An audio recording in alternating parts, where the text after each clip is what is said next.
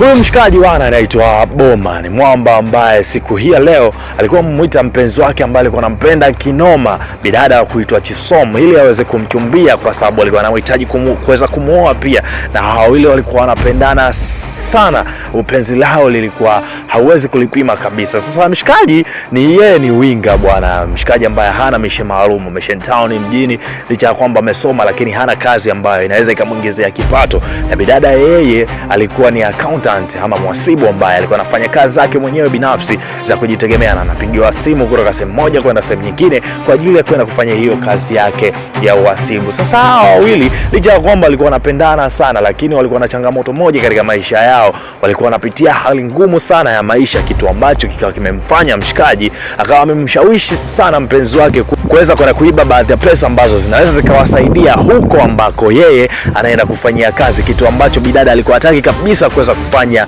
hizo kazi, kwa sababu yeye alikuwa anaamini kabisa kwenye kufanya kazi kwa uadilifu na kwa uaminifu pia ndio kitu ambacho kitaweza kufanya akatoboa kwenye hili life. Sasa siku ya leo bana, mwamba kawa amepokea taarifa ya kwamba bidada ni mjamzito, licha ya kwamba alikuwa anapitia maisha magumu, lakini mwamba hakuweza kuhitaji kabisa bidada aweze kutoa hiyo mimba, na akaahidi ya kwamba anaweza akamlea bidada bila shida yoyote ile, bila changamoto yoyote ile, kwa sababu anajitahidi kutafuta pesa kadri ya uwezo wake ili aweze kumlea huyo mtoto ambaye anakuja pamoja na mkewe ambaye amemchumbia. Sasa siku moja bwana, bidada akawa amepigiwa simu kwenda sehemu moja kwenye nyumba moja ya Mrs. mmoja ambaye anaitwa Mrs. Badamos kwa ajili ya kuweza kwenda kumhesabia pesa. Sasa bidada wakati anatoka, mpenzi wake akawa ameendelea kumshawishi ya kwamba aweze kwenda kuiba kiasi cha pesa, lakini bidada akawa amegoma kabisa kwenda kufanya hiyo kazi, na akamwahidi ya kwamba mpenzi wake atakuwa mwadilifu kwenye kazi yake ili asiweze kukosea kabisa kitu ambacho anataka kukifanya. So bidada ikabidi achomoke mpaka kwenda kwa Mrs. Badamos. Kufika kule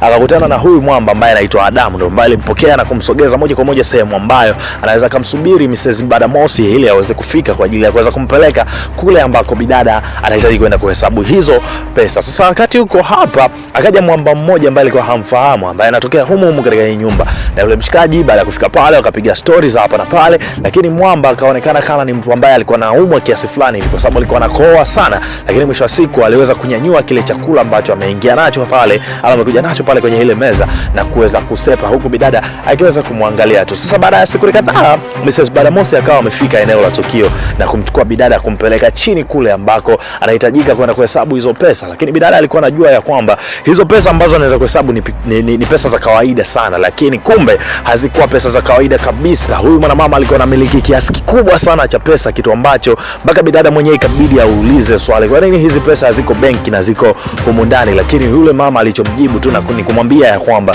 hizo pesa haziko benki, ziko hapa ndani, kwa sababu hapa ndani ni sehemu salama zaidi kuliko huko benki ambako unakuzungumzia wewe. Pia akawa amempa masharti na kumwambia kwamba kwa sababu amefika hapo inabidi afanye kazi yake na asije akamwambia mtu mwingine yoyote kuhusiana na kitu ambacho kinatokea humu ndani ama kimetokea humu ndani. Kwa hiyo ibaki kuwa siri yake, asije akatoa hii siri kabisa na kumwambia mtu mwingine.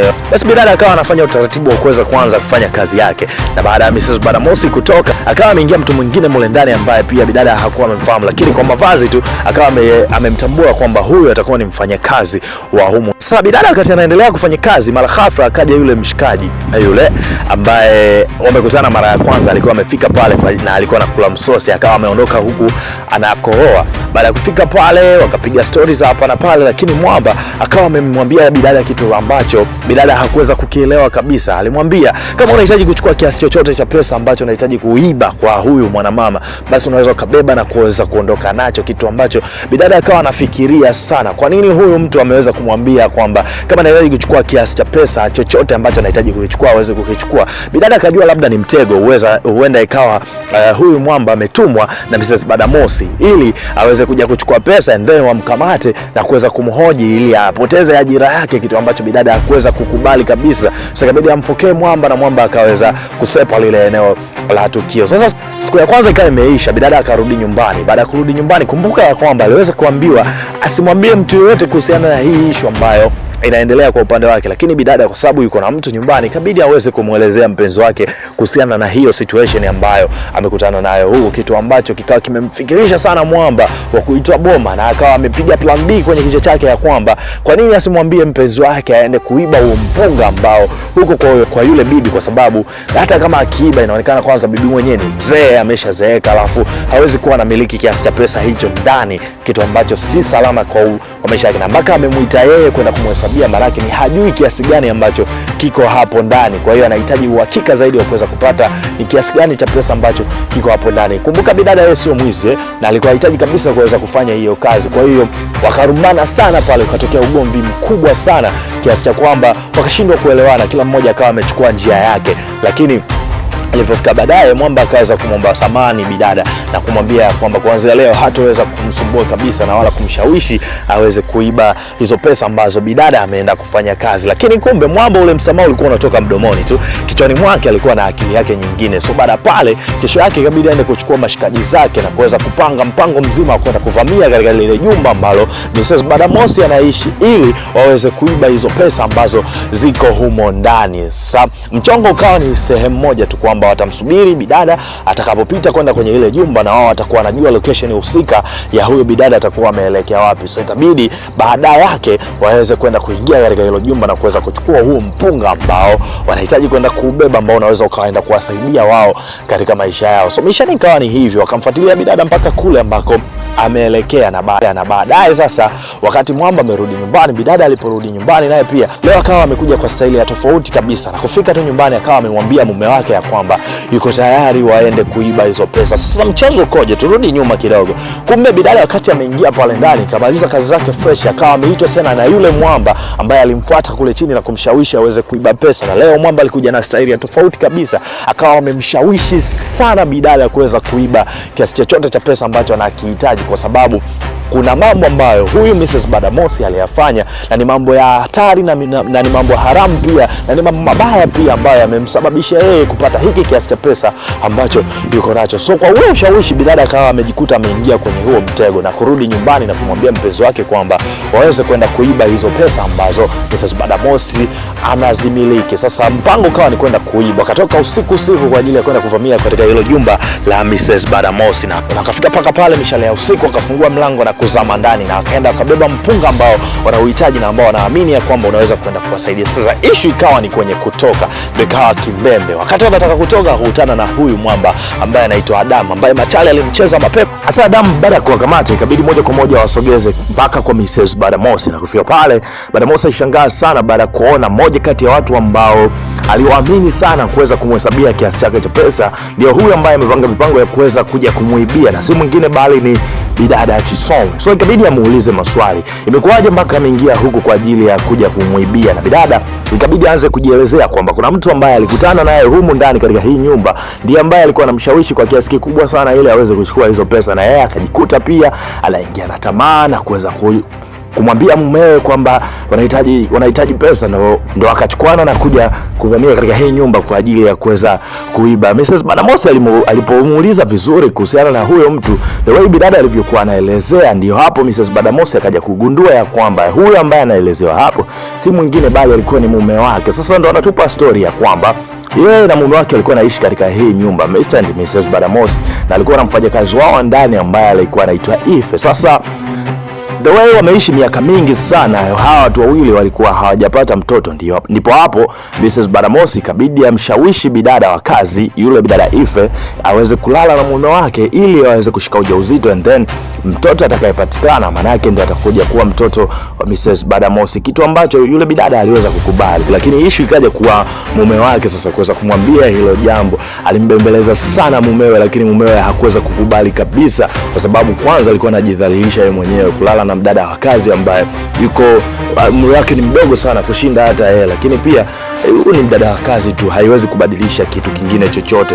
Alimshawishi sana Mrs. Badamosi alimshawishi sana mume wake na mume wake akaweza kukubali, lakini basi ndo akaanza hivyo. Lakini kwa bahati mbaya yule bidada hakuweza kushika ujauzito. Waliporudia tena kwa mara ya pili, bidada aliweza kushika ujauzito kweli. Lakini sasa ishi kaja sehemu moja tu. Mwamba baada ya yule bidada wa kazi kushika ujauzito akawa amehamisha mapenzi mpaka kwa yule bidada wa kazi, kitu ambacho mkewe kikawa kimempa wivu mkubwa kinoma.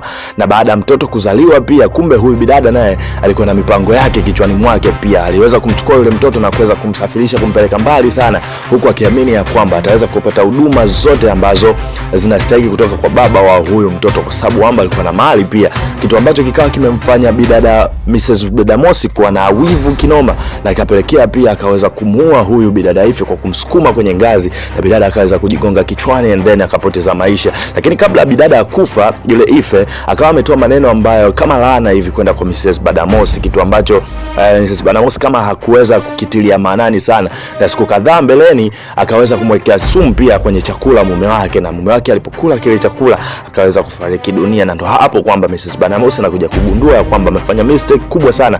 Ndipo hapo pia ile mizimu ya hao watu wawili, Mr. Badamosi pamoja na yule bidada wa kazi Ife, ikawa imetokea. Na ndo hapo pia tukaja kugundua kwamba kumbe huyu Chisom ni mtoto wa huyu Mr. Badamosi pamoja na huyu Ife ambaye alikuwa ni bidada wa kazi.